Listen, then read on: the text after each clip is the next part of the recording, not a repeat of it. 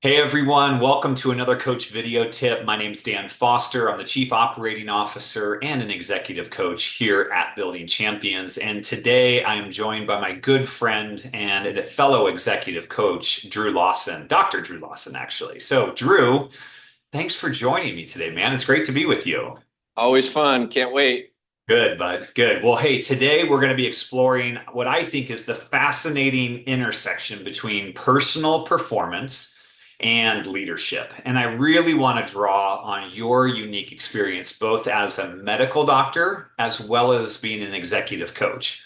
Your background, I think, just gives a special perspective on how leaders can optimize their performance, not just professionally, but really holistically in life. So, you ready to jump in? Yeah, let's do it. All right, man. So let's start by talking about how your medical background really influences your approach to coaching. How do you see this connection between physical well-being, mental clarity, and just overall leadership effectiveness? Yeah. Uh, Good question. So I think it's interesting to me that it turns out, and I don't know when I learned this, maybe it wasn't medical school, but it turns out that our brains are actually attached to our bodies. So there is actually this kind of mind-body connection, Yep. and we laugh about it, but we don't take it seriously. Mm-hmm. And the research is really strong now that our leadership effectiveness, like you mentioned, our ability to understand and be empathetic, our ability to be productive, our Yeah. ability to make good decisions are linked to our cortisol levels, our Yes. stress hormone levels that are Yep. excreted from our brain and infused into our bodies. And Yes. they have done research showing that if we reduce those stress hormones and those levels in our brain and our body, that we are better leaders. Yes, I couldn't agree more. I actually spent some time this past summer journaling my decisions that I made. And I also then journaled how much sleep I got, my stress level, and how hungry I was. And I like kind of tracked it like every hour and I watched and I saw that I actually made like poor decisions as a leader, just as a husband, as a father. I noticed that I struggled with my decision making when I was tired, I was hungry, I was stressed, all these things were going on, and it was fascinating for me. But what it did is it set a boundary. I really set a boundary. I was like, I will not make decisions when I'm feeling this way, when it comes to stress, or I haven't eaten, or I haven't gotten enough sleep, and I will purposefully postpone them until I've taken the time to get physiologically like in a good place to be able to make good decisions. Is that what kind of what you're talking about? Exactly. So thoughtful. I mean, and I think that we think that that doesn't make a difference. So I love that you actually kind of, scientisted it out, and Yeah. kind of tested it out. That's beautiful because Yeah. that really, there's even in really dramatic ways and then more subtle ways, that's what's happening to us when we don't take this seriously. Yeah, absolutely. Okay, so this kind of feeds in then to my next question, which is I know as a doctor, you and as a coach, you've seen people high levels of stress, burnout, and just how it influences, how they show up as a leader and how it impacts their health. So, what are some of the common challenges that you notice in leaders when it comes to just managing their personal well-being and their desire to perform at a high level? Yeah, I think it's, to me, the thing that pops into my head is overwhelm. Yeah. And I think I see it so frequently when things get more stressful and it keeps piling up on the professional, Yep. then we get overwhelmed. And when we get overwhelmed, the first thing that goes is exercise and Yes. sleep and all these things you mentioned that are so sacred for our ability to be successful. Yeah. And I think that I often will say you have to slow down to Mhm. speed up. And Yes. the two examples I tend to give are Martin Luther from the 15th century, theologian. Supposedly, he was said to have said, when I have a really busy, stressful day, I'm going to get up an extra hour early to pray, which is Okay. so That's counterintuitive to yeah. that concept. And the other idea I give or the concept I give is NASCAR drivers. Hmm. They know that their tires, their engine, everything has to work for them to win. So they need pit stops. And so if we're Yes. not giving our mind and our body these slow down things in our lives, then we Mhm. are going to crash and burn. Yeah, love it, man. That's so powerful. And it ties into what we believe here at Building Champions, which is better humans make for better leaders. So, from your perspective, we've talked about how self-care is important for our performance.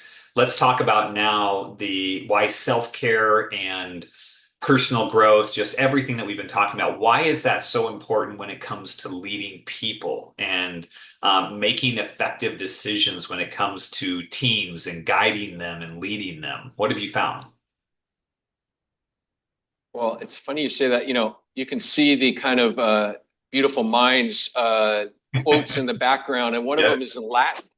And one of them says, it's absurd for those who can't lead themselves to lead others, basically. Love it. And I think that that is the idea of personal growth and self-awareness. You've got to Yeah. get those muscles going. And I'm reminded of Brene Brown, who's a PhD Yeah.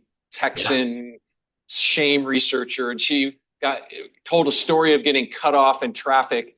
And like Yes. all of us, she got triggered, she got Yeah. angry, and she drove up next to this person and rolled her window down. The only thing she could think of saying is, "Do your work." And I think that we as leaders Yeah. have to do our work. We've got to work on ourselves. We've got to, you know, really do that personal growth so that we can be better leaders for ourselves and for the people we lead. Absolutely. It's so often what we bring in, the emotion, the stress, how we're doing, when we bring that into the boardroom or a team meeting, whatever it might be, even a one-on-one with someone, we set the tone for everybody else, and they're sort of responding to how we're showing up. And we can either bring it down or we can bring it up. And you've done some great work with us at Building Champions, helping us to kind of realize that, what we're sort of a thermostat. We don't want to be a thermometer as a leader. We want to be a thermostat where we set the temperature at the right place for everybody else. So Yeah, I heard it said in a book that the leader brings the weather. yes, I like that. Yeah, good. Yeah. Yeah, that's it. All right, man. So let's get practical here. What are some practical tips or routines that you recommend to leaders who just want to improve on their personal performance and both in terms of their personal well-being, physical health, mental clarity, all of that sort of stuff that we've been talking about? Yeah. So this one is the way I answer something like this question is with the battery idea. Okay. We are all batteries. Mm, And if you can imagine that there are different parts of our battery that get charged in different ways. yeah. So if we think through how do we keep our battery at full capacity? Mhm. One part of that battery charge is our physicalness. And Okay. so under that physical category would be diet, exercise, and sleep. Mm, We need to hold firm to those three parts yeah. of the physical battery charge. So, where are we at in that? Do we embed in our calendar exercise? Are we Mhm. doing that no matter whether we get overwhelmed or not? And are we dieting on things that are healthy for us? Or are Yep. we just going for the bagged food or Yeah. I Eating walked your, into eating your feelings. I walked into Costco the other day and looked around. I go, oh my God, the whole entire building is carbohydrates. I mean, are we getting the protein that we need to Right. really drive our engine effectively? And That's then good. sleep. I mean, we've got to slow down to speed up. So Yep. sleep is sacred and you need 7 to 9 hours no matter who you are. You can try to convince yourself otherwise, but it's not, you have to get that sleep. So that's the physical part of our battery. The Yep. next one is mental. And Yep. the mental charge can be in different ways, but I think of mindfulness and meditation, personal growth and reading, all those kind of things. Great. Another part of the battery that we need to be mindful of is emotions Mm. and how we regulate them, how we understand them. That's such a bigger, broader topic that I've been Yes. really nerding out on in the last Great. year or We'll so. have Maybe another we one where can we do with you on that. talk more So about emotions, but emotion is a big piece that we often neglect. yeah. And then the other one is relational. what are we doing to keep our relationship battery charged? And yes, I'm an introvert. So, introverts are convinced that we need to go away from people to get charged, which there's some truth to that. Right. But most of us are ambiverts. Most of us are both extra and introverts. And we need to basically lean in and be in relationship with others. That's what allows us to live long and allows us to have our battery charged. And then I think the last piece of the battery that needs to be charged is spiritual. Yeah. And however your spiritual walk, what are your spiritual disciplines? Are you journaling? Are you reflecting?